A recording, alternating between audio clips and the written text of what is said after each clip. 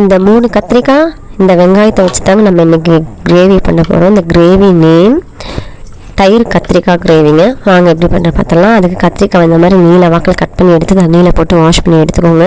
அதுக்கப்புறம் வெங்காயத்தை இந்த மாதிரி பொடி பொடியாக நறுக்கி கட் பண்ணி எடுத்துக்கோங்க.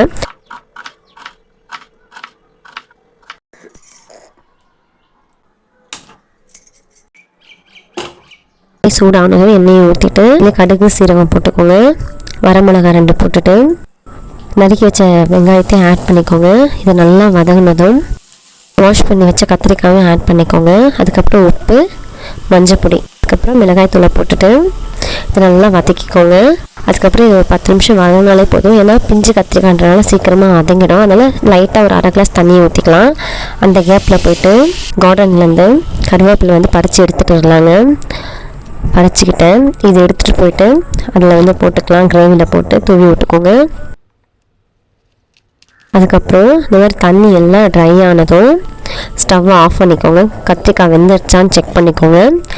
அதுக்கப்புறம் ஸ்டவ்வை ஆஃப் பண்ணிவிட்டு சூடு இல்லாமல் இருக்கணும். அப்போ இந்த தயிரை எடுத்து ஊற்றிக்கோங்க. நல்லா இது நல்லா இது மாதிரி மிக்ஸ் பண்ணி எடுத்துக்கிட்டிங்கன்னா சூப்பரான தயிர் கத்திரிக்காய் கிரேவி ரெடிங்க. சாதத்துக்கெல்லாம் டேஸ்ட் அல்டிமேட்டாக இருக்குங்க. நீங்களும் இந்த மாதிரி ட்ரை பண்ணி பார்த்து சொல்லுங்கள்.